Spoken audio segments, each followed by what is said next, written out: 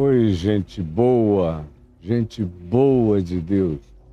Olha só, eu já falei aqui, Mateus 15, relacionei aos contextos, a questão da contaminação, da purificação. Tratei do assunto com mais especificidade em Marcos, no capítulo 7.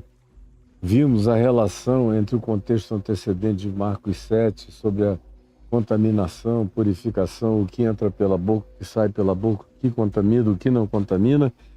Aí eu mostrei a relação, o vínculo consequencial com a história da mulher Cirofenícia. Tratamos do assunto, saímos dela no mesmo ambiente e aonde Jesus curou a muitos coletivamente. E aí chega alguém e pede para que o assunto dele seja especificamente tratado por Jesus numa perspectiva particular. E era um indivíduo surdo e gago, sobre o que eu falei 1h15 inteira a respeito desse tema, desse assunto. Pois bem, até que nós chegamos na cura do homem, no Efatá, de Jesus, abre-te. Quando ele bota os dedos nos ouvidos do homem, toca a sua saliva na língua do homem, olha para os céus, respira e diz: abre-te, Efatá, abre-te. E de repente o homem passa a ouvir tudo nitidamente e a falar desembaraçadamente. E aí nós encerramos naquele dia com as aplicações pertinentes ao dia, e eu disse que no dia seguinte eu iria continuar falando sobre o aspecto vinculado à timidez, tomando esse elemento, esse aspecto, essa narrativa, esse episódio da surdez e da gagueira e do Efatá apenas como metáfora estendida para uma aplicação vinculada a uma questão cujo percentual não é enorme na sociedade humana, mas também não é pequeno. De gente que tem, primeiro, problemas enormes de comunicação por causa da timidez. Isso aí é grande. A estatística dos problemas de comunicação por causa da timidez é enorme. E as perdas, o se dar mal na vida por causa da timidez é muito grande. Mas eu tinha partido, inclusive, de um exemplo com a minha gagueira, que eu falei um pouco como eu tinha sido gago. Não entrei nos detalhes de como foi que eu particularmente fui desenvolvendo um modo de perceber a minha gagueira, tratar dela a ponto que hoje em dia, quando eu digo que eu fui gago, tem gente que ri e gargalha, não acredita, mas os que cresceram comigo sabem disso. Mas no dia de ontem eu já me concentrei completamente na questão da timidez. E aí fiz uma pergunta em seu nome. Embora muita gente pergunte aqui, mas eu fiz em seu nome, em nome de todos os que perguntaram aqui em algum lugar, qual a relação da Bíblia com a timidez. Aí eu vim contando histórias de manifestações de timidez desde o Velho Testamento. Está tudo aí no YouTube, na aula de ontem, na conversa de ontem, no Mateus e Marcos do dia de ontem. E me estendi tanto que eu não consegui entrar num aspecto que tinha sido a minha promessa original, que era falar de cura para a timidez, de como a gente pode reagir a isso. Mas antes de entrar propriamente no tema, que foi a minha promessa final no dia de ontem, eu quero dizer o seguinte: qualquer que seja a natureza da gente nessa vida, a gente precisa equilibrá-la ou reequilibrá-la. Ninguém nasce, exceto aquele que é o Filho do Homem absoluto, que é Jesus, mas ninguém nasce com tudo equilibrado na vida. Uma pessoa como eu, que nasceu com uma tendência extrovertida e livre, brincalhona, que até a gagueira foi atropelada pela minha avidez de vida e de felicidade, por isso para mim foi infinitamente mais fácil. Eu tive, no entanto, e durante aqueles primeiros 10 anos de muito jejum dia sim, dia não, jejum os fins de semana inteiros, de muita oração, quando de atleta que treinava, jogava o dia inteiro, ou então só pensava em meninas e namoro, ou em motos e em distrações, quando eu me converti e a vida mudou e foi uma metamorfose poderosa, que os que assistiram viram e com ela se chocaram. Pois bem, os primeiros 10 anos não só foram de leitura dioturna, que era quase a leitura de um livro por dia, ou a cada dia e meio um livro, e pesquisas e aculturamentos dos mais variados, mas mão na massa.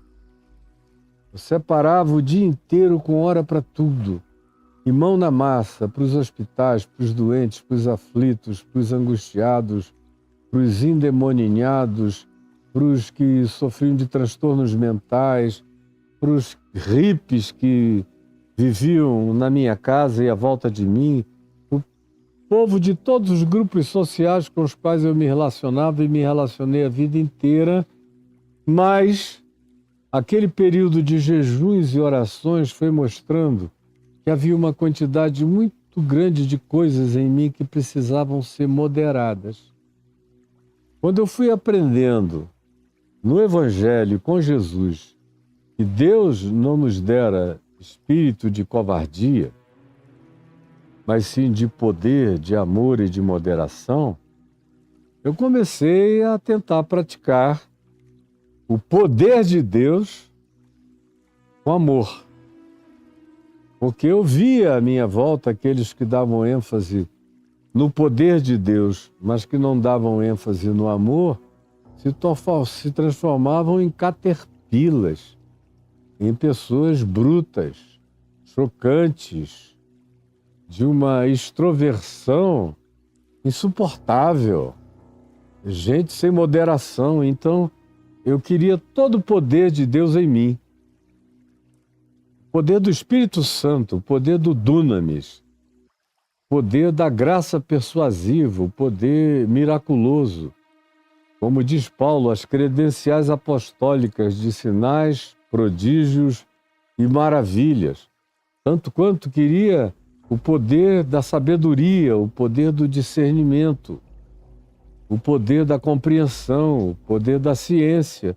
Eu queria, mas eu sabia que essas coisas sem o caráter do amor, preste atenção, eu sabia que o poder sem o caráter do amor adoece. E o amor é que torna o poder saudável. Mesmo o poder espiritual considerado mais divinamente doado, se não for operado na plataforma do amor, adoece a alma. E a manifestação disso tem que ser feita com moderação. Lembre-se, a gente está falando e eu vou falar de timidez. Guarde isso. Pois bem, aí eu comecei a fazer em mim o processo reverso do que, em geral, é o que acontece com o tímido. O tímido vai ter que fazer musculatura, exercício e treino de comunicação, de extroversão, vai ter que aprender um monte de coisas que eu vou falar daqui a pouco para começar a se manifestar, a se comunicar, a participar, para não se deixar alejar, socialmente nos diversos vínculos, possibilidades, oportunidades e chances que a existência dá para quem, com senso de propriedade, participa de cada coisa conforme a hora, a ocasião, o momento, a demanda apropriada e a convicção pacificada no coração. São condições sine qua non para que eu me expresse, eu participe, eu contribua. Então, comigo, que não sofria de timidez, era o oposto, eu tive foi que começar a botar rédeas em mim. Diferentemente do tímido, que você tem que provocá-lo a ir adiante. Em mim era a provocação que eu mesmo estabeleci para mim próprio, o autocontrole, o domínio de mim mesmo, tinha a ver com podendo falar muito mais, falar menos, podendo opinar infinitamente mais, opinar menos, sabendo muita coisa que eu poderia dizer, dizer menos, reduzir a multidão dos pensamentos que vinham à minha mente num brainstorming infinito a um foco mais simplificado que se dirigisse de maneira mais específica à questão tópica, ao que era importante àquela hora. E eu fui fazendo esse exercício, não só nos primeiros 10 anos, eu faço até o dia de hoje, porque eu não deixei de ser uma pessoa com capacidade extroversa. Eu não me sinto intimidado em lugar nenhum. Eu não me sinto tímido em lugar nenhum. Eu não me sinto envergonhado na presença de assembleia nenhuma. Você pode me botar na assembleia dos prêmios Nobel de todas as ciências que eu vou falar com a mesma naturalidade, desenvoltura, espontaneidade, leveza, humor e franqueza com a qual eu me comunico agora. Seja qual seja o ambiente, acadêmico ou não, pode, como eu já tive experiências as mais diversas no meio dos bandidos mais perigosos, eu mudei alguma coisa para me comunicar com eles? Absolutamente nada. Tudo é espontâneo, tudo é natural, Deus me fez assim. Então, para mim, o processo foi de puxar a rédea, de dizer convém ou não convém. Eu não vou falar nada idiótico ou absurdo, mas a pergunta não é se essa comunicação é lícita. A pergunta agora é se essa comunicação me convém.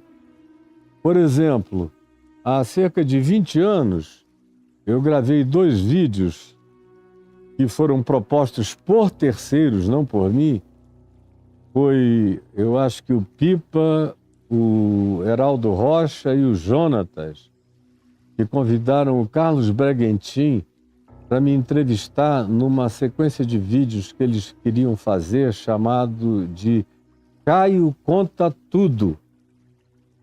E eu estava vindo de turbilhões inatravessáveis de agonia. Furacão Milton era brincadeira do ponto de vista existencial, psicológico e espiritual do ambiente de tufão maligno de onde eu estava vindo. E o meu coração estava eriçado, exacerbado. E eu dei aquelas 2 entrevistas, eu não propus nenhuma pergunta, o Bragantino estava lá com lista de 2 ou 3 folhas de papel, virando e me perguntando o que eles tinham elaborado. Eu só sou uma pessoa franca. E me perguntaram e eu respondi. E respondi com tanta franqueza, com tanta certeza, com tanta veemência. E depois o meu amigo querido e amado, o entrevistador, o Brega, um tempo depois veio falar comigo que achava que eu tinha dito demais. Eu falei, cara, vocês elaboraram as perguntas, fizeram as perguntas, propuseram tudo, eu respondi, vocês me conhecem há décadas, vocês estavam esperando que eu virasse o quê? O rei da maciota, da vaselina? Eu não sou assim. Mas aí eu fiquei tão chateado com a história inteira, porque não era uma proposta minha, e correu para todo lado, foi um bafafá, totalmente desnecessário. Algumas das perguntas, eu, como na maioria das vezes, tudo que eu gravo, o que eu estou dizendo aqui para você, eu não assisto depois, eu não me vejo. Eu tenho muita dificuldade de me assistir, eu solto e pronto. Mas naquela ocasião eu resolvi ver tudo, dos 2 vídeos. E sabe o que eu fiz? Eu mandei tirar do ar. Se você encontrar isso por aí hoje, é porque teve gente que baixou, gravou, republicou, e aí é um trabalho de Sísifo. Você tira hoje, volta amanhã, tira hoje, volta amanhã. Mas eu, no que me disse respeito, pedi a todo mundo, ou dos que trabalharam oficialmente no projeto, para retirarem do ar, e da parte que me disse respeito, eu retirei tudo do ar. Porque não era meu desejo, e eu, na minha maneira de ver, falei mais do que era necessário. Era uma desnecessidade absoluta, aquele tal de Caio conta tudo. O que, para mim, voltou a ser uma referência pedagógica. E eu passei a ter muito cuidado, mais ainda, porque eu fui todo desarmado.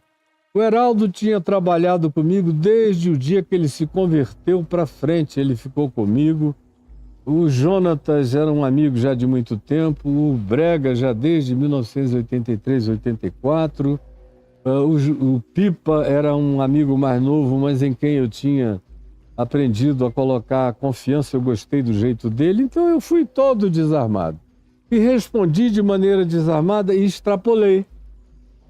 E porque eu extrapolei, pela falta de qualquer que fosse a natureza de timidez, eu mandei retirar do ar. Mandei e retirado está. Fique sabendo disso. Se você vir isso, foram outros onde já não dá mais para a gente pegar, é internet. Botou, por mais que no seu canal oficial você retire, frequentemente isso vai continuar vazando por aí afora. Mas não é minha vontade. E eu aprendi uma lição muito forte naquela ocasião, dizer não. Pode ser o melhor amigo, os melhores companheiros, seja o que for, me perguntarem, o critério é meu. Se eu quero ou eu não quero responder. Tem a ver com se eu vou saber lidar e viver com as consequências ou não.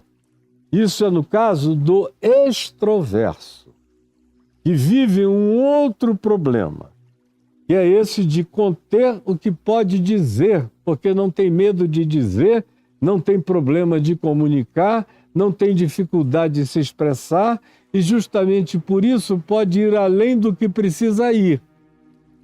Isto dito, vamos chegar ao nosso tema agora, que é a antítese disso. É a timidez, que é o oposto. Você podia ir mais, mas não vai. Você podia dizer mais, mas não diz. Você podia contribuir mais, mas não contribui. Você sabe mais, mas não informa. Você teria reparos a fazer utilíssimos, mas não entrega o que você poderia entregar de contribuição.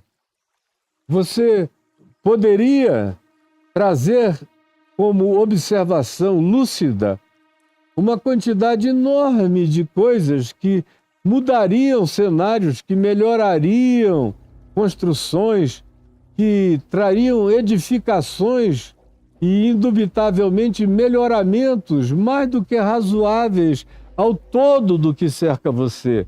Mas o tímido não faz. E porque ele não faz, ele acaba sendo esquecido, preterido, deixado de fora de todas as listas. Quando se pensa em contribuição, em gente que pode contribuir, ele está fora. Não se o chama para um brainstorming, para uma reunião de tempestade de ideias, onde todo mundo joga tudo e a gente faz uma síntese para ver o que é bom, passando na peneira para ver o que fica. Ele está sempre fora, ela está sempre fora. E é um aleijão. É equivalente a ser surdo e a ser gago. Tomando agora o que na realidade no Evangelho não é metáfora, é fato, mas agora pegando isso como metáfora, aplicando ao elemento da inibição cognitiva que a gente chama de timidez e que não tem nada a ver com covardia, conforme eu expliquei ontem, e é outra história, mas é altamente aleijante. Aí você pergunta, de onde é que isso veio em mim? Bom, em primeiro lugar, na vida de muita gente, isso tem a ver com cultura familiar. Por exemplo, no interior da minha terra, no Amazonas, pessoas falarem pouco ou quase nada é cultura. Você entra na casa de um caboclo, você não vê ninguém falando alto, nem as crianças, ninguém. É algo de uma etiqueta vitoriana. Na casa de um caboclo na beira do rio. Tudo é meio sussurrado, é falado baixinho, não há necessidade para grito. Conclusão, às vezes uma pessoa criada naquele lugar é transportada para a vida urbana, ou para a faculdade, ou para a escola, para outro ambiente, onde ela tem que se adaptar. Tem gente que se adapta, mas tem outros que passam anos para conseguirem romper o invólucro cultural e começarem a botar a cabeça para fora daquela bolha e iniciarem um processo contributivo de manifestação não intimidada do que sabem, pensam, veem, raciocinam, refletem e carregam e têm a entregar e a contribuir. O elemento cultural tem que ser entendido e avaliado.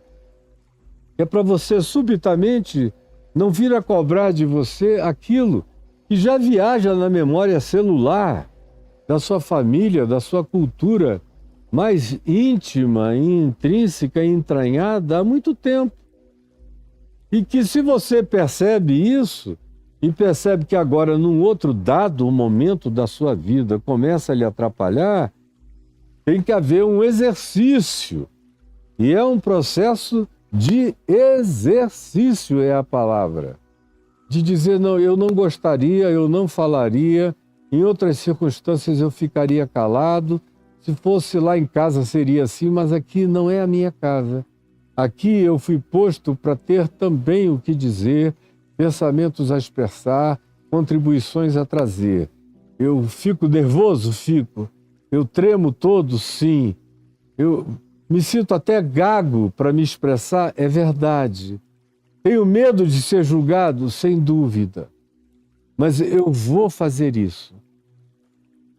Eu preciso fazer isso. Então, em primeiro lugar, leve em consideração o elemento cultural, porque ele não é suspenso do dia para a noite. E a gente precisa lidar com ele com toda a reverência, com carinho, cuidado, respeito, mas acrescentando dia a dia um ponto, um passo, um treino a mais. É como quem vai para uma academia e não consegue, no início, não levantar os braços, fazendo ali pilates. Aí depois bota um pequeno peso, não muito pesado, mas o suficiente para começar. Aí vai acrescentando, vai acrescentando. Chega a um ponto, tempos depois, no exercício, em que você já nem nota mais, você já está pegando pesos muito maiores e significativos do que o que você jamais imaginou que carregaria, mas é exercício. Um segundo aspecto vinculado à timidez tem a ver com a natureza psicológica da pessoa. Às vezes, numa família de pessoas medianamente comunicativas, existe um altamente extroverso, outspoken, falante, e os outros medianamente comunicativos. E há um que é aquele de quem as coisas só são tiradas com fórceps. E a gente fica querendo imaginar por que tem um extroverso, a média é razoável, e tem um mudo, gago, parado, incomunicável. Tem razões variadas, tanto razões de natureza intrínseca, que não tem nada a ver com a cultura, ou com o ambiente, ou com quem quer que seja à volta, mas tem a ver com a natureza da constituição daquele indivíduo. Tem um aspecto constitutivo do ser, da alma, do desenvolvimento, viaja por dentro de aspectos variados que envolve toda a sabedoria da pedagogia infantil, da fonoaudiologia, da neurologia, dos processos fisioterapêuticos, do engatinhamento, do andar, ou de um susto traumático quando começou a andar, ou de uma gargalhada coletiva diante de uma tolice numa idade tenra, que a gente imaginou que a pessoa não tinha nem percebido, a pessoinha pequenininha, mas para ela aquilo foi uma invasão sensorial que ela acolheu como uma negatividade de censura a qual ela se impõe, sem nem saber por quê. Mas segue e continua muito tempo. Às vezes só numa terapia é que isso vai ser deslindado com a devida paciência, com a devida volta meticulosamente carinhosa aos passados mais primevos e mais remotos dos nossos eventuais traumas humanos, os mais diversos. Outras vezes não. Outras vezes isso começa em casa. É justamente aquele irmão extroverso e que grita, fala, pula, grita, se expressa, não deixa ninguém falar, abafa todo mundo, e que toda vez que você, que é eventualmente o mais novo, ou alguém com menos primogenitura psicológica no âmbito da família do que aquele outro que é o extrovertido, e que é quem dá o cascudo na sua cabeça, ou que diz, cala a boca, seu bobo, e por mais sábio e sensato que você seja, às vezes ele faz isso até de ciúme, faz isso de insegurança, faz isso porque já percebeu que você enxerga mais, sabe mais, vê mais, divisa mais, penetra mais, pervade mais em conhecimento, em sensatez, em sabedoria, em compreensão, do que ele, que tem facilidade de falar, mas toda vez que ouve um pouquinho, você vê que você atingiu dimensões de percepção que ele não é capaz de atingir, aí, conclusão, ele acachapa você. Ele esmaga, ele não deixa você falar, e você acredita que aquilo é burrice sua, que você não tem o direito de fala, não tem direito à voz, não tem que abrir a boca mesmo. Você leva isso para o coração como uma crença contra você própria, contra você mesmo. E aquilo se instala e vai virando infância, vai virando puberdade, vai virando espinha na cara, vai virando adolescência, vai virando juventude, Aí vai criando problemas variados para você nos diversos âmbitos da vida. E você vai sempre se culpando. E tanto mais quanto você se culpe, ou tanto mais quanto você diga, eu sou assim mesmo, eu nasci assim, vou viver assim, vou morrer assim, sempre tímido, numa espécie de anti-Gabriela, que assumiu as vestes de uma timidez que não se expõe jamais, e aí se atrofia na vida. São elementos básicos. Então, você tem um aspecto cultural, você tem um aspecto das dinâmicas intrínsecas do seu ser, que tem que ser entendidas, tem um aspecto traumático, que às vezes tem a ver, como eu já falei, com a infância mais tenra, ou às vezes tem os choques e os embates familiares de um ente acachapante, ou teria, por exemplo, um aspecto que teria deixado o meu pai uma pessoa intimidada ou envergonhada. Primeiro, porque ele nasceu e com 1 ano de idade teve paralisia infantil e dali foram, naquele tempo não havia praticamente medicina, não havia nem compreensão do que era a poliomielite, não havia nada naquele tempo no Alto Rio Purus, no interior do Amazonas, no início do século XX, nada. E aí pensaram que ele estava com febre, meu avô, que era um homem culto, estava viajando, não teria permitido aquele tratamento precipitado, mas deram a ele uma injeção e que atingiu ainda, para piorar tudo, o nervo ciático e matou a perna do meu pai. Então, o meu pai, até 8 anos de idade, se arrastou pelo chão. Quem depois viu o homem que ele se tornou, não pode nem conceber essa história. Porque o meu avô o criou para não deixá-lo ser tímido em momento algum da vida.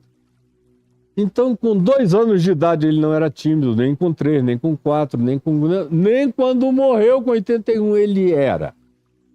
Um cara resoluto, definido e tudo, mas teve experiências traumáticas.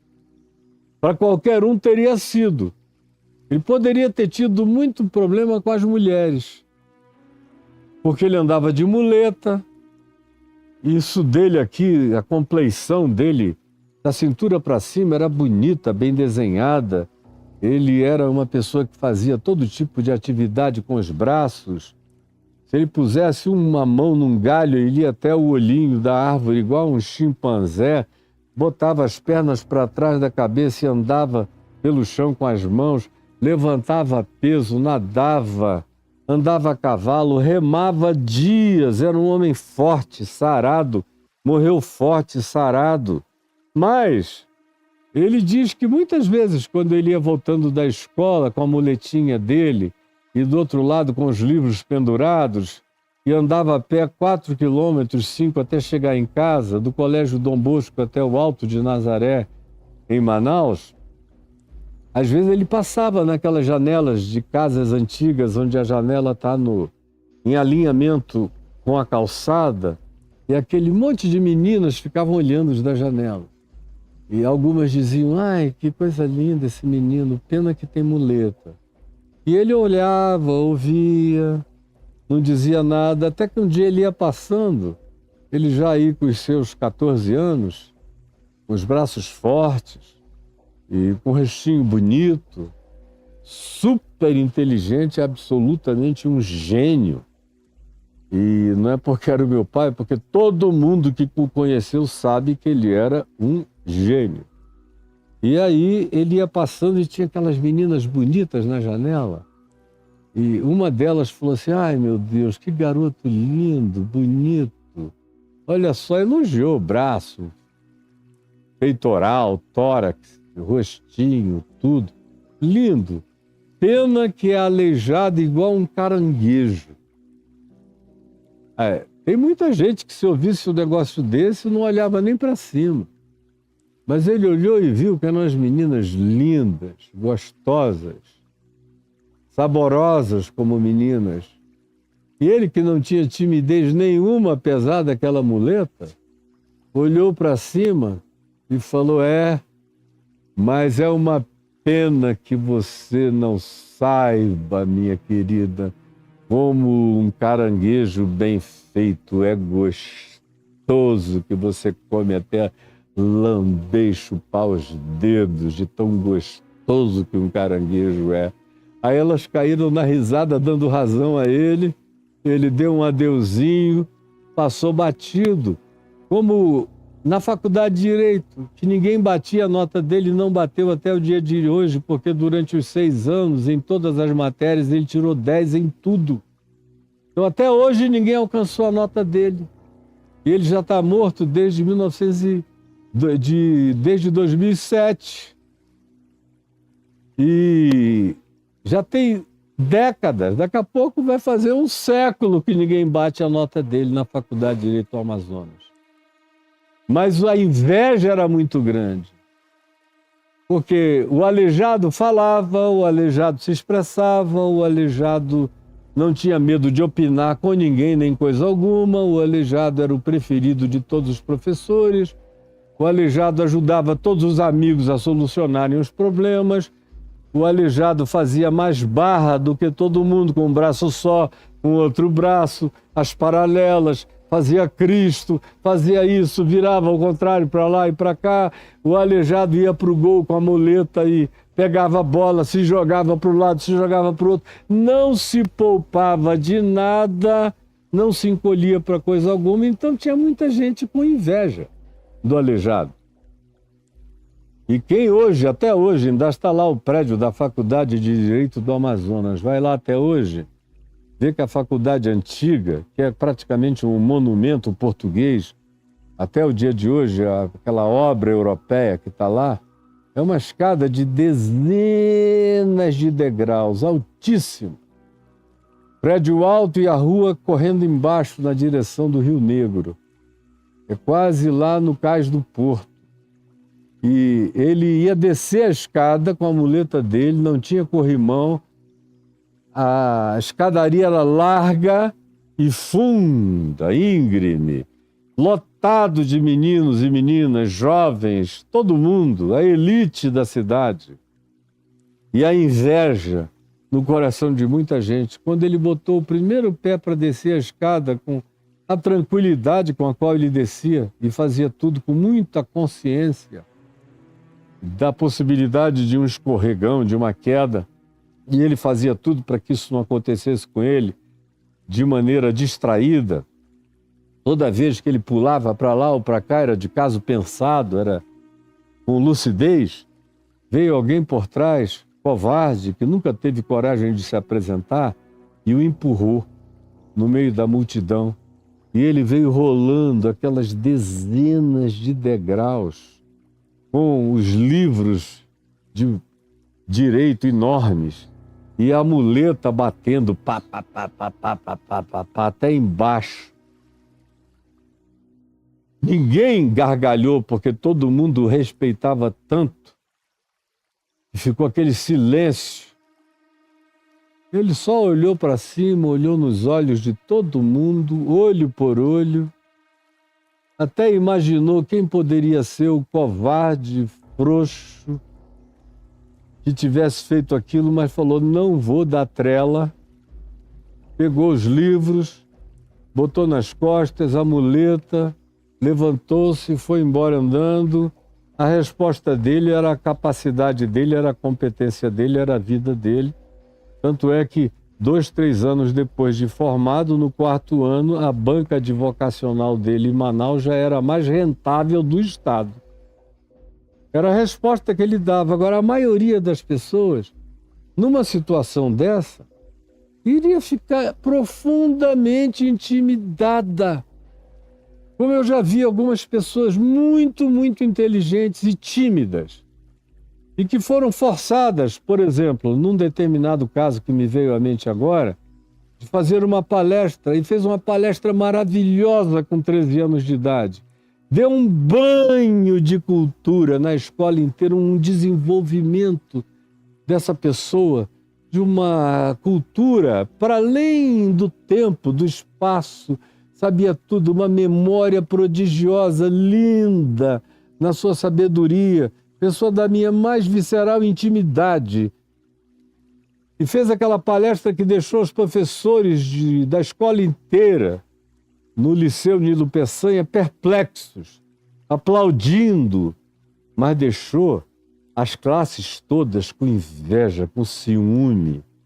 E aí, conclusão, aonde ela passava, começavam a chamá-la de CDF, que naquele tempo significava cu de ferro, e designava as pessoas que viviam sentadas estudando, eram as CDFs, quando a expressão era falada de maneira branda.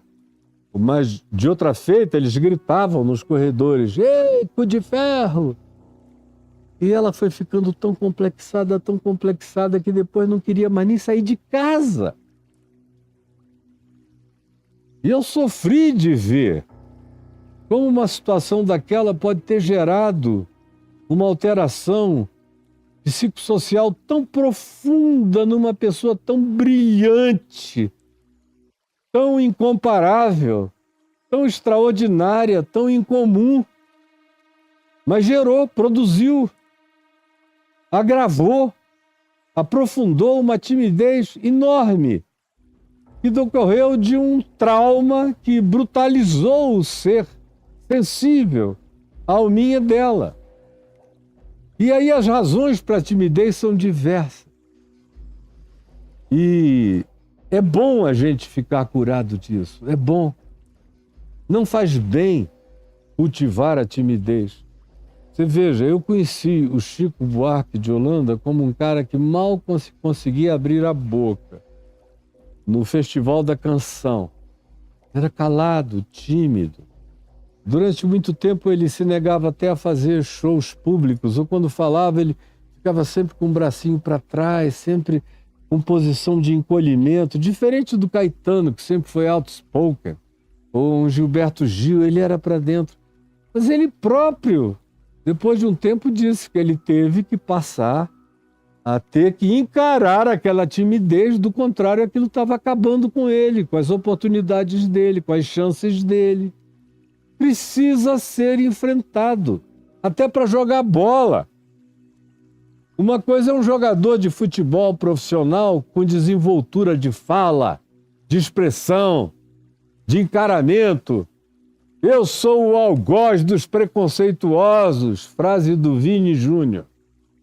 E outro é aquele indivíduo que sofre tudo aquilo calado, introjetando, que até atrapalha a craqueza dele, a habilidade dele, a maestria dele, o bruxismo futebolístico dele, porque é tímido demais.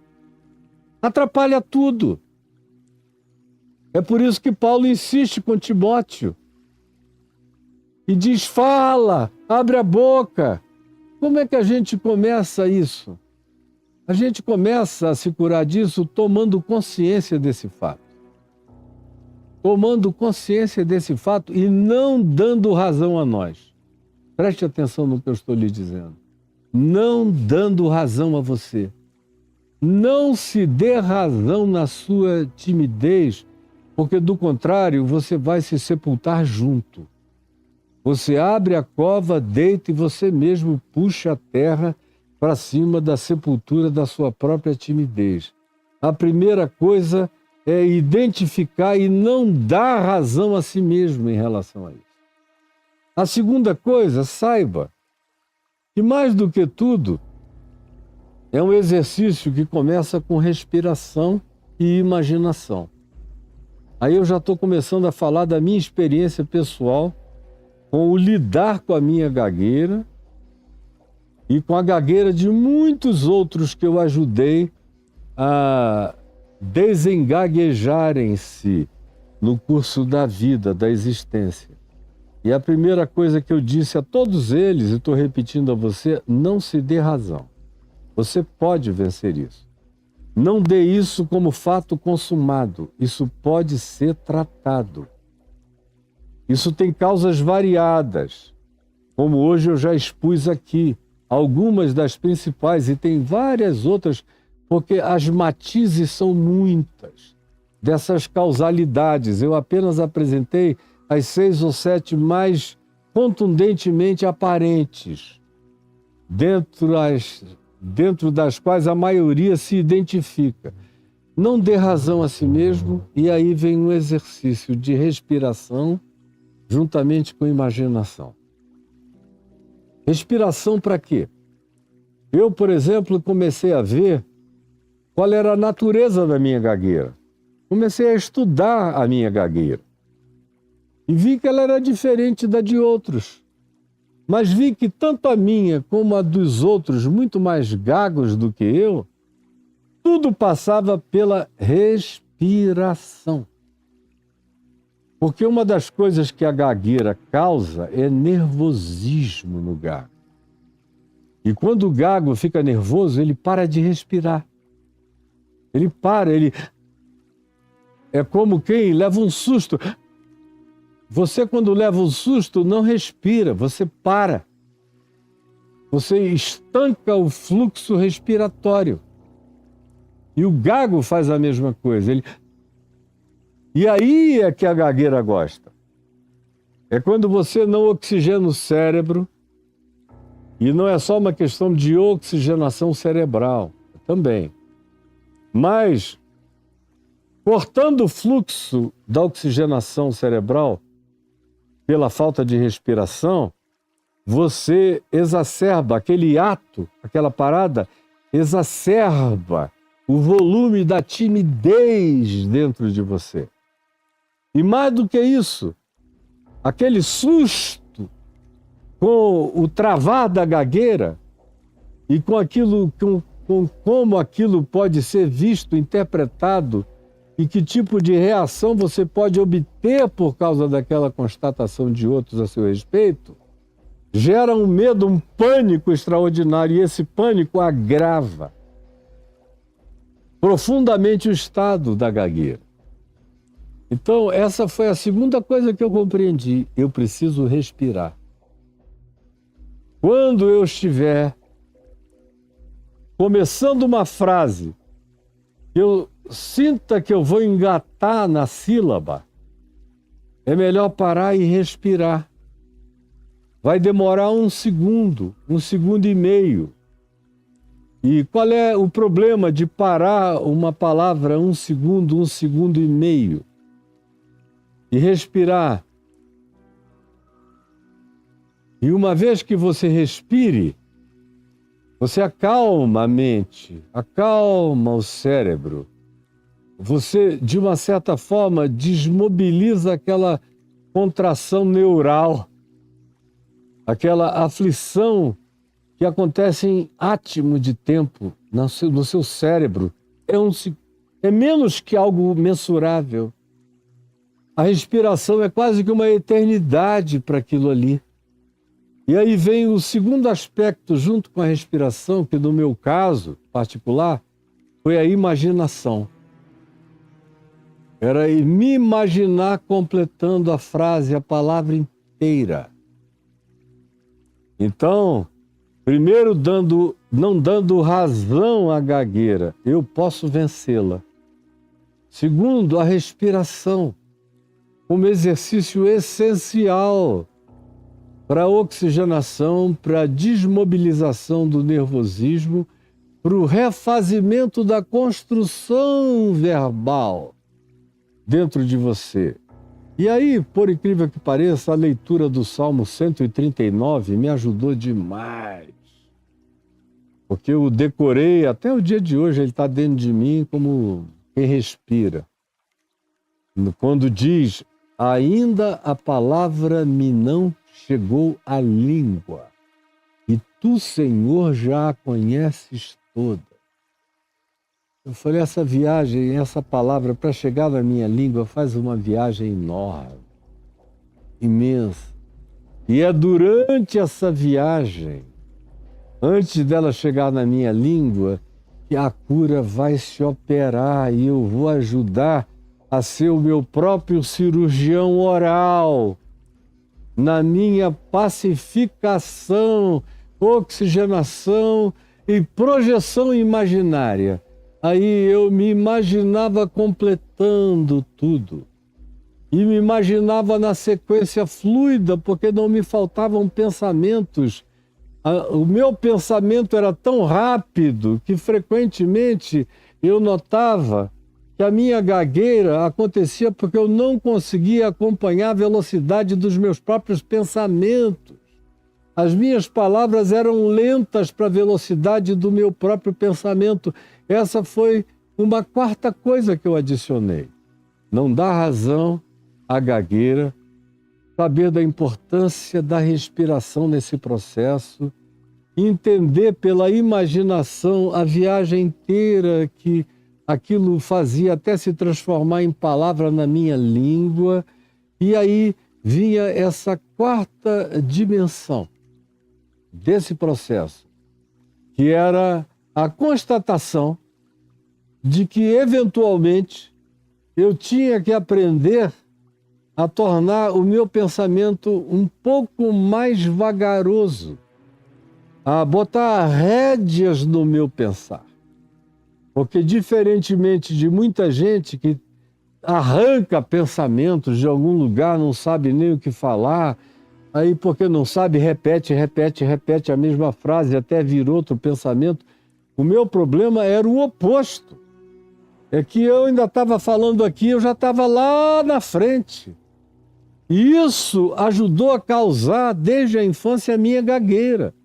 Então, compreender esse processo neural, que não foi cientificamente compreendido por mim, mas intuitivamente percebido por mim na autoavaliação, no autoexame, na autorreflexão, no enxergar-me a mim mesmo, e o exercício, e o exercício, e o exercício. Calma, não precisa apressar o pensamento, ele é teu, ele está dentro de ti, ele não vai te abandonar, você não vai perdê-lo.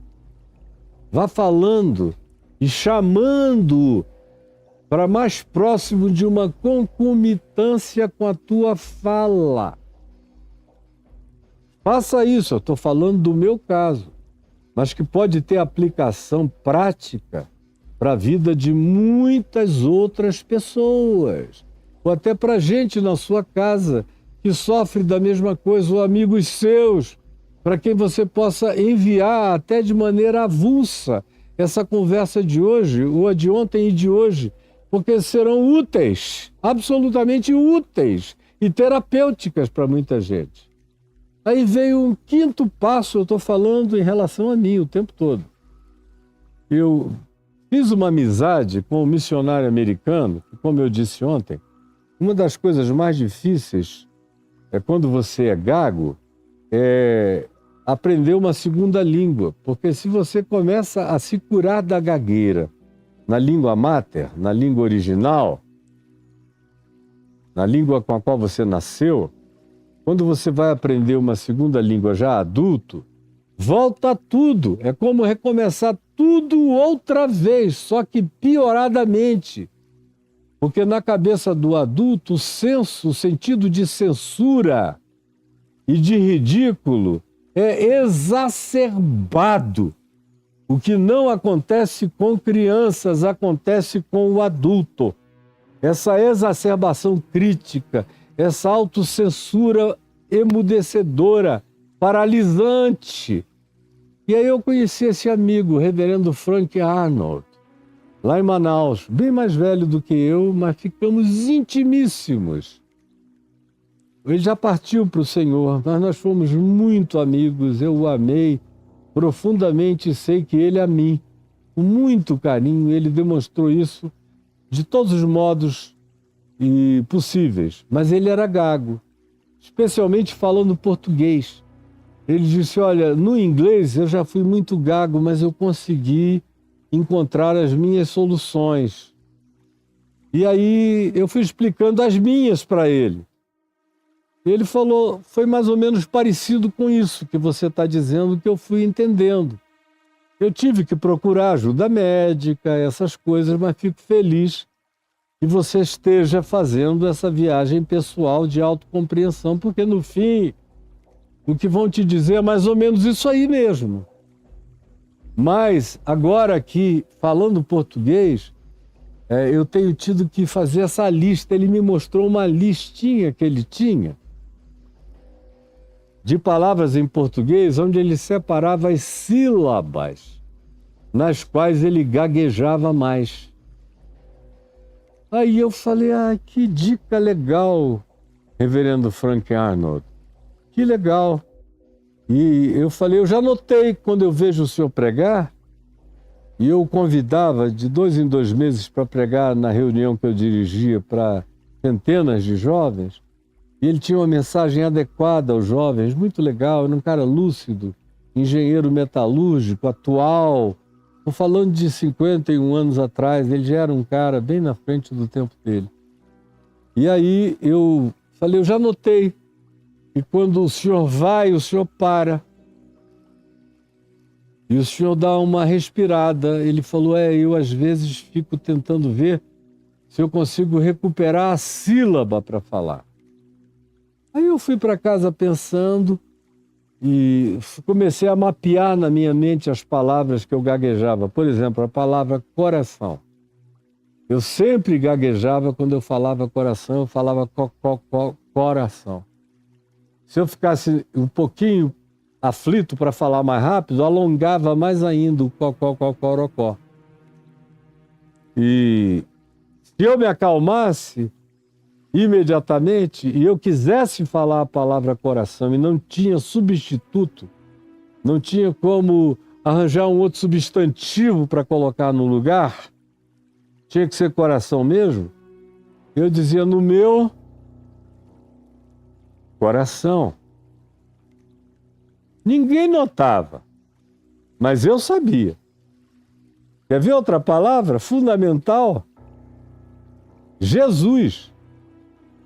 Eu tinha um problema com o JE, Jesus.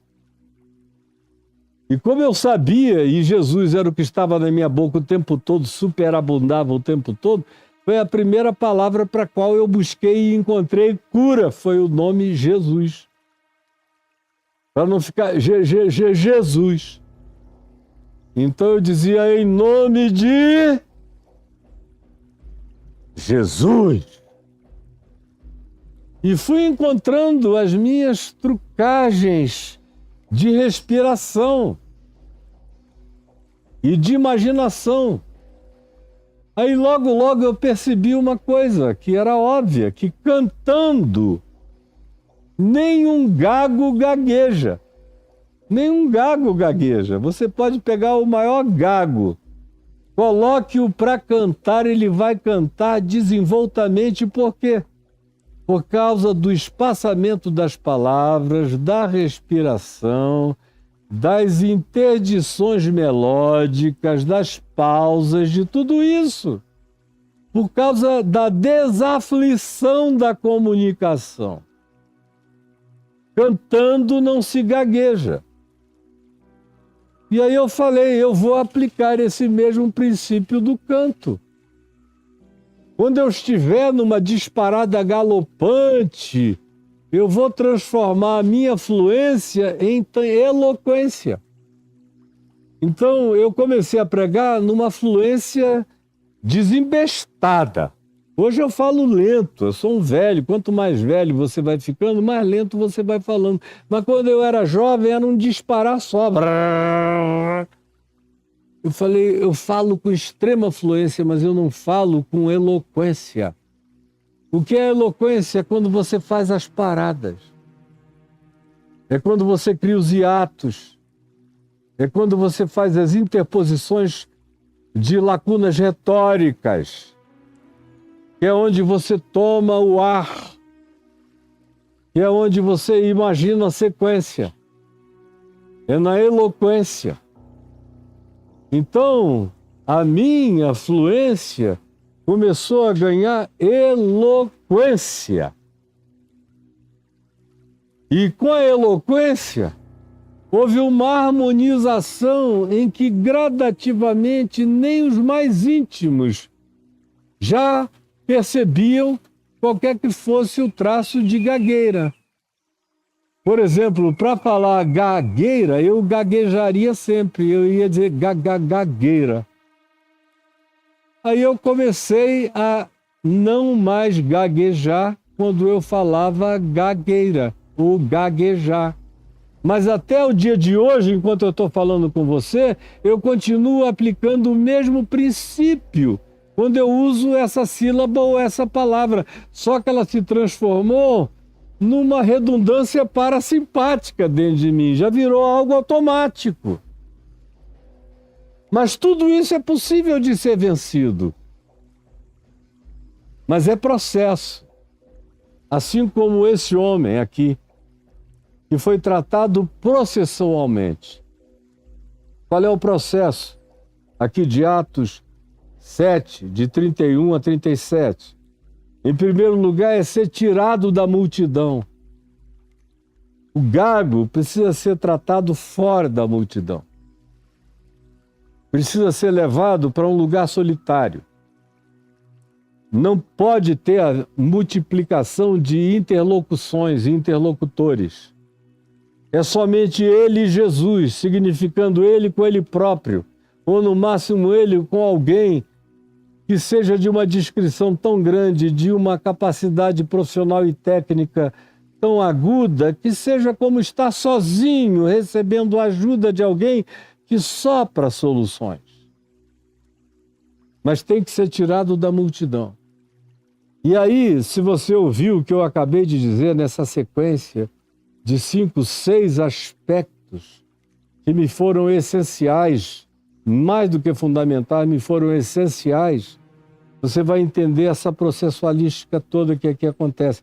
Ser tirado da multidão, aí vem o processo de avaliação sensorial, Jesus toca os ouvidos, depois Jesus toca com a sua saliva a língua dele, dá a ele aquela certeza de Deus para o homem, do homem para Deus, aquele toque divino, aquele toque de graça, de que você tem utilidade, tua língua tem utilidade, tem instrumentalidade, tem recursos, tem meios, tem praticidade, vai ser usada, vai ser desembaraçada, vai ser objeto de recurso poderoso em seu favor, não agora, mas hoje e no seu futuro e para sempre.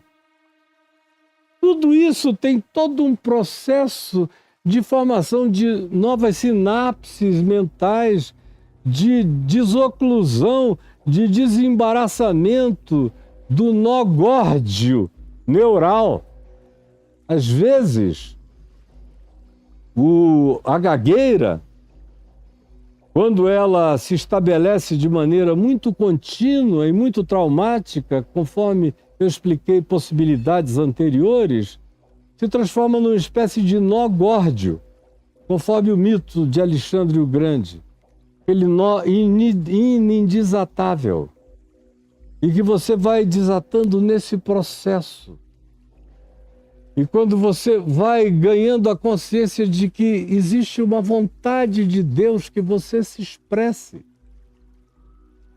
e o recurso que você ganhou, que pode se manifestar, como no caso de uma Helen Keller, que nasceu cega, surda e muda, mas que se transformou em algo lindo, se transformou em poesia, em música que ela aprendeu a tocar, com a vibração dos tons na língua, com outras coisas múltiplas que ela aprendeu a fazer e virou uma mulher multissensorial, sem ver, sem ouvir e sem falar.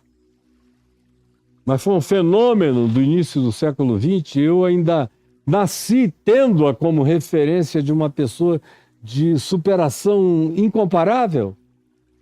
Mas tudo isso se relaciona ao amor de alguém que creu nela e que disse, de certa forma, a ela, efatá. Alguém que disse, você pode se comunicar. É o que Jesus está dizendo a esse homem, abre-te, abre-te. Você tem que ter a coragem de aceitar esse convite de Deus para se abrir. Tem que ter essa vontade imaginativa de se deixar usar, de se deixar ser útil, de crer no poder recursal que Deus colocou dentro de você para carregar utilidades indizíveis com aplicações extraordinárias no todo da vida. Você é infinitamente maior do que esse elemento de continimento paralisante tem gerado em você. E eu quero de todo o coração que você saiba disso. Agora, eu recomendo a você, nessa espécie de parêntese que eu fiz na nossa sequência de Mateus, só por achar que essa é uma temática que pode ser muito importante para a sua vidinha, é recomendar que você procure uma fonoaudióloga, um fonoaudiólogo e um terapeuta especializado nisso. Ele não vai dizer coisa muito diferente do que eu te disse. Pegue até isso que eu estou falando aqui, falei ontem, falei hoje, leve e toque, para ele ou ela saberem o que você já está ouvindo e sabendo. E para você receber os recursos desse processo contínuo e terapêutico que vai desembocar na remoção dos empecilhos e na provocação dos desembaraçamentos. A palavra é desembaraçar, que vem de embaraço, e tem a ver com o nó górdio lá de Alexandre o Grande, daquela coisa não desatável, mas é desatável.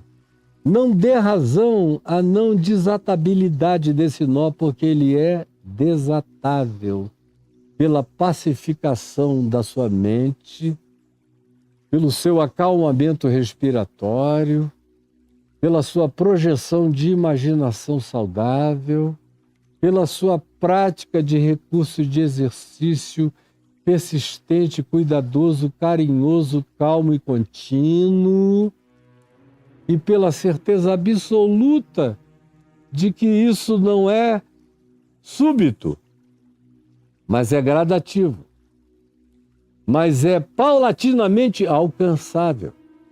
E tem mais, uma vez que a gente alcance, se torna, depois de um tempo, irreversível. Irreversível. Como, por exemplo, no meu inglês. Os 2 primeiros anos eu gaguejei bastante. Mas eu ia assim mesmo, pregava em inglês. 4, 5 meses depois, eu já estava pregando em inglês. Com gagueira ou sem gagueira. Eu ia, atropelando a gagueira. Chegou a um ponto, depois de 2 anos, 3 anos, 4 anos, que eu estava tão desenvolto no inglês, que eu falava horas e horas e horas sem uma tropeçada, sem uma gagueira. Mas uma coisa que o meu amigo Leighton Ford me perguntou, quando eu falei que uma das coisas que eu estava tentando vencer era a gagueira, ele falou: você quer uma ajuda adicional? A gente paga. Aí eu falei: quero. Ele falou: o quê? Uma fonoaudióloga? Eu falei: não, uma expert em fonética. Acho que vai ser mais útil a mim do que uma fonoaudióloga em inglês. E aí ele pediu para eu contratar, eu contratei a melhor que havia no meu college, lá no Pitzer College. E ela se tornou minha amiga querida, era uma mulher gay, muito linda, muito amiga. Connie, o nome dela, se tornou inesquecível para mim, amadíssima. E nós ficamos um tempo, depois de um tempo ela disse: é impressionante como você começou por você mesmo a aplicar o que você fez em português ao inglês e está dando certo. Você já notou que a gente fica horas conversando e você já está sem gaguejar? Até que um dia eu fui chamado pelo Fuller Theological Seminary para fazer uma palestra para um grupo de 4.000 empresários, e o Dr. Paul Pearson, que era o deão, me chamou e eu fui falar. E eu disse a ela que eu ia falar lá em Pasadena, num banquete de gala, de levantamento de fundos para o Fuller Theological Seminary. E aí, ela não disse nada. Estava aquela multidão. E eu comecei a falar, falei mais ou menos 1 hora, desenvolta, livre, alegre e espontaneamente, E você sabe que você está completamente livre quando você fala e as pessoas choram, você brinca e as pessoas gargalham, quando elas respondem a todas as sutilezas do seu desejo de humor e de comunicação. E era o que estava acontecendo ali. E quando eu terminei, tinha uma multidão chorando, outros rindo de felicidade. E eu estava concluindo, antes de eu terminar, eu vi aquela pessoa ficar em pé sozinha, no meio da multidão, e começar a aplaudir. Era ela, minha querida Connie. E aí aquele povo todo levantou, explodiu num aplauso enorme. Aí no dia seguinte eu fui à casa dela para a gente continuar. Ela falou, não, eu me despedi das nossas aulas ontem. Eu não tenho mais nada a fazer com você. Está tudo feito. E você venceu numa segunda língua, já com idade, mostrando e me ensinando uma lição que eu vou aplicar daqui para frente, de que tudo isso tem reversibilidade. E aí, ao invés de minha professora, nós continuamos apenas amigos até que eu voltei para o Brasil, carregando uma grande saudade. Se fosse no tempo da internet, a gente estaria falando até o dia de hoje. Provavelmente, pela idade que nos separava, ela já tem até partido. Pois bem, o que eu queria dizer a você no dia de hoje, com toda a simplicidade, falando de compartilhamento de experiências da minha vida, do meu aprendizado humano, pessoal, que eu acho de grande riqueza para quem com um coração puro, simples e humilde, quebrantado e ensinável, quer praticar para si próprio e quer eventualmente compartilhar com outros que sofrem dessa debilidade, faça isso. Será útil a muita gente. Não perca essa chance para você próprio. E se você é pai, mãe, aplique isso aos seus filhos que tenham essa dificuldade. Ou envie isso para amigos, amigas que tenham essa deficiência e lutem com esse embaraçamento, com esse empecilho, com esse nó górdio, que para muitos parece ser não desatável, mas ele é cortável. Quando a gente segue esse princípio, essa processualística de toque, de graça, de autocompreensão e de entendimento. Jesus, eu fiz o que fiz, seguindo também uma intuição de que eu poderia estar sendo útil no que disse ontem, no que disse esses dias, para uma quantidade enorme de pessoas que se calaram para sempre, ou quase que definitivamente, e trancaram as portas e as janelas da alma e mergulharam numa introversão profunda e não têm coragem de botar a cara para fora, como aquela Carolina da poesia do Chico Buarque, e que a vida passou na janela e só Carolina não viu porque não tem coragem de se oferecer para a banda, para o fluxo, para a vida, para a marcha da existência, para a associação humana, para o conjunto coletivo, para o falar de amor, para a poesia, para a conquista, para a entrega, para a espontaneidade, para a certeza que tudo é possível ao que crê. É o que eu te peço que tu faças hoje e agora, na vida de muita gente.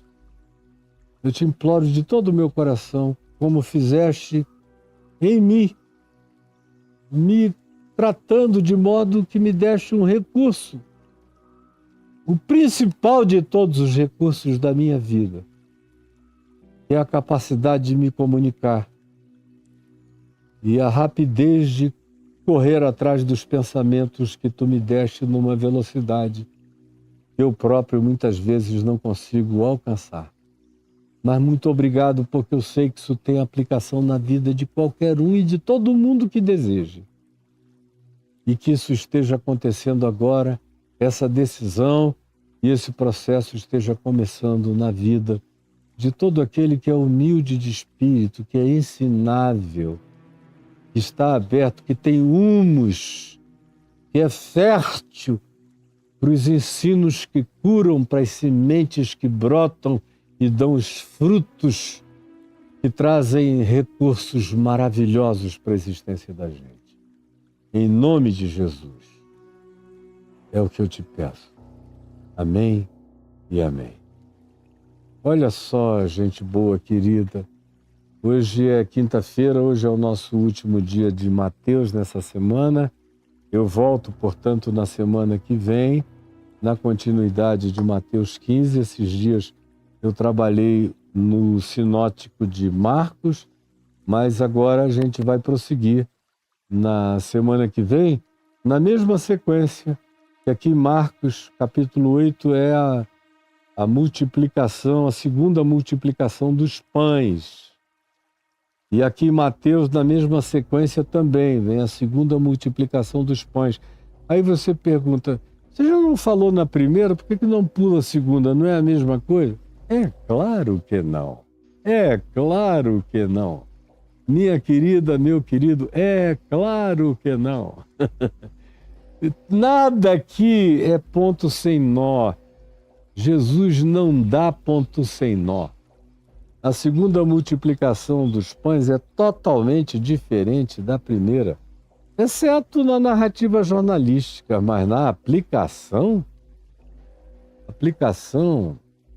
é de uma profundidade extraordinária e vai evocar temáticas de uma relevância contemporânea extraordinária, para a qual a gente precisa prestar toda a nossa atenção, em nome de Jesus.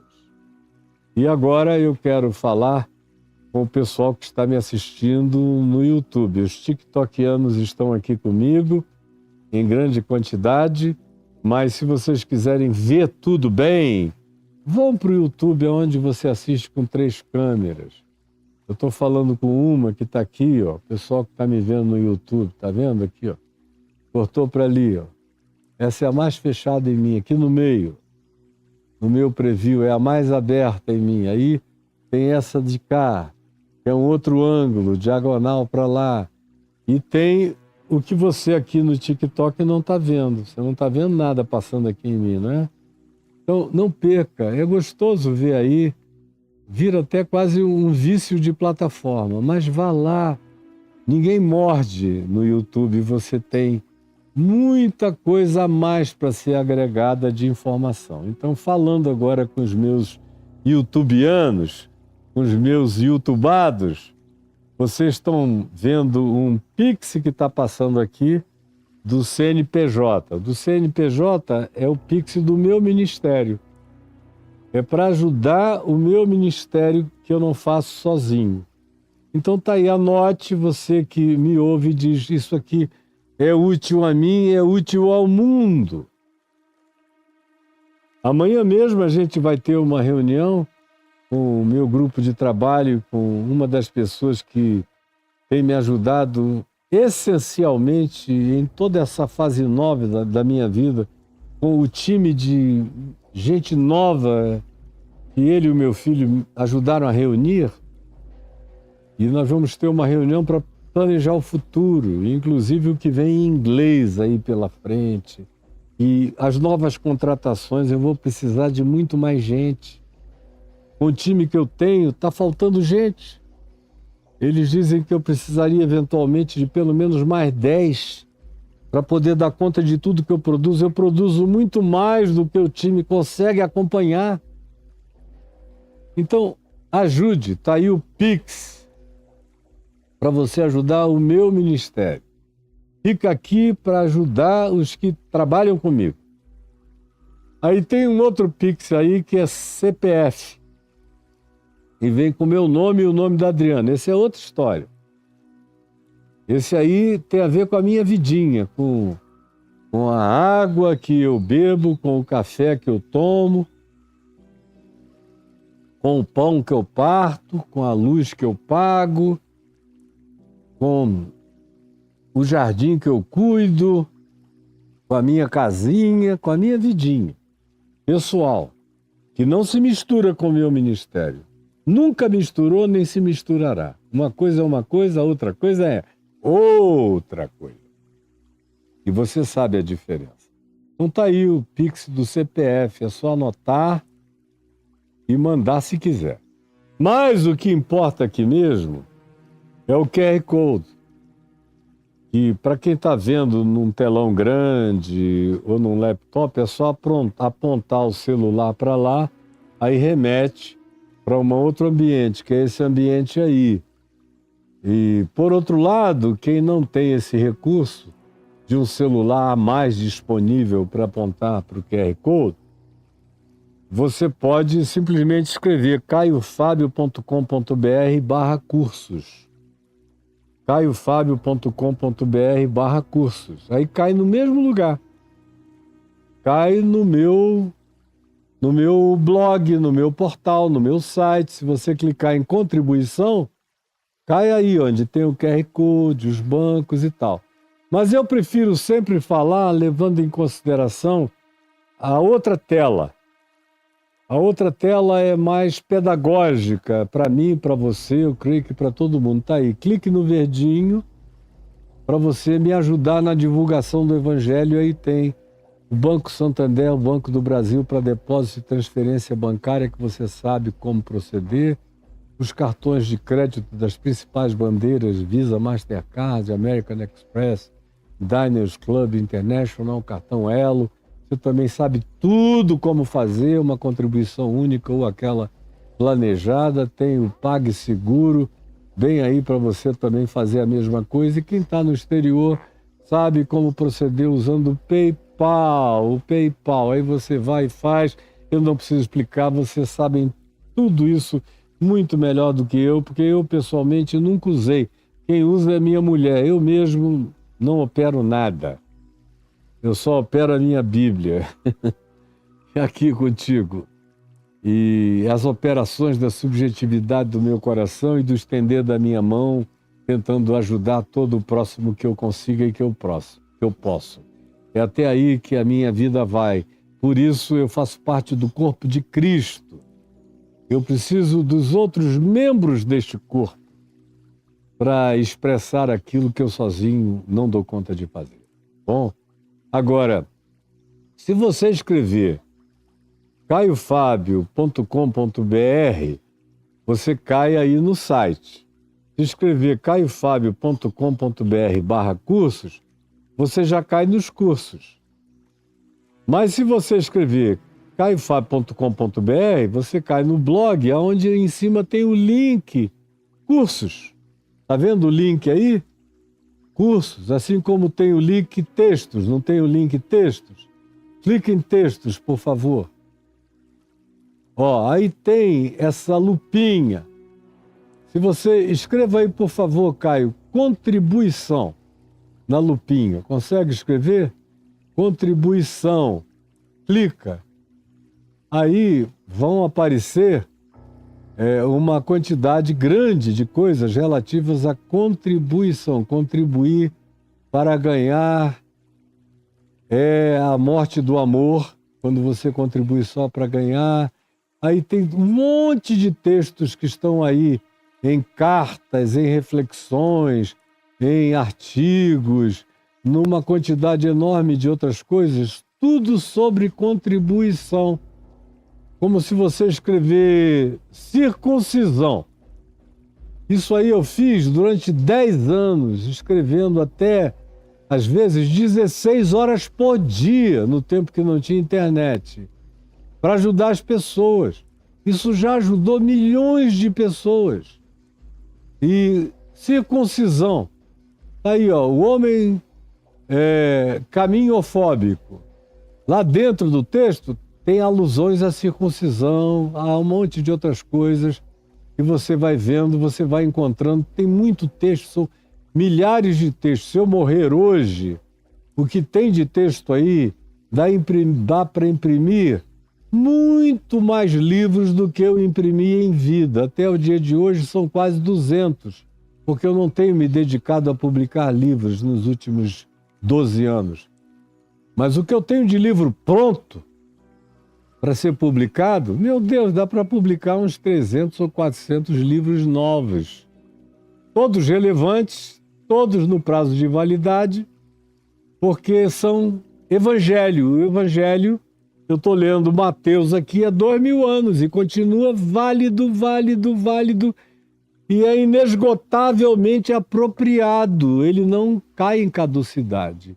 Assim como os livros que eu escrevo continuam no prazo de validade e continuarão. Mas o meu tema hoje aqui é a contribuição. Então você tem aí, nesses links todos, coisas úteis, inclusive contribuição. Mas se você escreve caiofab.com.br/cursos, você já cai direto lá. Já cai aí. Aí tem reconexões, Jesus a chave hermenêutica, tudo aquilo que eu falo todos os dias. Vá lá hoje, as meninas estão esperando, os meninos também. Você escolhe o seu curso, cada um deles tem a explicação. Se você clicar em qualquer um deles, clica aí, escolhe um, Caio, clica. Aí, olha, estou eu explicando o que é Jesus a chave hermenêutica, para você entrar sabendo do que se trata. Estou aí, ó, explicando. Aqui entre as colunas, nas quais eu gravei as 200 aulas de 10, 12 minutos cada uma, foi debaixo dessas colunas. Já tem 10 anos e milhares de pessoas já fizeram. E você não pode deixar de fazer porque ele continua exatamente dentro do prazo de validade. Tanto ele quanto todos os demais cursos. Dá uma mostrada aí em um outro, por exemplo. Eu não sei se do dilúvio ao apocalipse tem essa explicação feita porque foi gravado na Turquia. E aí sou eu, tem muito mais texto aí explicando, mas talvez tenha algum vídeo. Sou eu, de fato, lá na Turquia, começando em Istambul e levando o pessoal por todas as igrejas do Apocalipse e várias outras, levando você a Antioquia, de onde o evangelho começou a se expandir para o mundo inteiro, com Paulo e com Barnabé, ensinando todas essas histórias em loco. Enfim, tem uma quantidade enorme de cursos para você crescer, aprender e amadurecer. E agora é com você. E eu vou ficando hoje por aqui, desejando que Deus abençoe você. Os meus amigos tiktokianos ainda estão aqui, cara. Ainda não caiu, significando dizer que hoje eu falei menos tempo do que nos outros dias. Um grande beijo para todo mundo, que o Senhor Jesus nos abençoe. Eu volto com vocês ao vivo na terça-feira. Fiquem de olho no meu Instagram, no meu TikTok, no meu YouTube. Tudo que é grande, edificante, com começo, meio e fim, com ensino denso, gratuito. Para quem quiser estar no meu YouTube, vá lá, se inscreva, aperte o sininho, mande todo mundo, mande todos os seus amigos para lá, porque lá tem tudo que você precisa para crescer. Tem muitas vezes mais do que muitos seminários somados. Isso só no meu YouTube aberto para o mundo inteiro. Nesses cursos são advanced, são coisas que estão para além. São advancements. Você vai aprender em sequências aprofundadas. Cresça, porque o Evangelho não tem limites. Um beijo. Deus nos abençoe em nome de Jesus. E, você sabia? Eu creio no poder do Espírito Santo. Você sabia? Eu creio que no Espírito Santo tem a aconchegância de útero materno, de peito de pai. Eu creio que no Espírito Santo tem a infinitude do Espírito de Deus, de onde procedem todas as vidas em todas as dimensões. Eu creio no Espírito Santo, que promove pentecostes vegetais do meu jardim, que abre flores e abre frutos. É um pentecoste vegetal, como diz o seu Salmo 104. Você sabia? Eu creio no Espírito Santo, em nome de Jesus. Amém, amém e amém.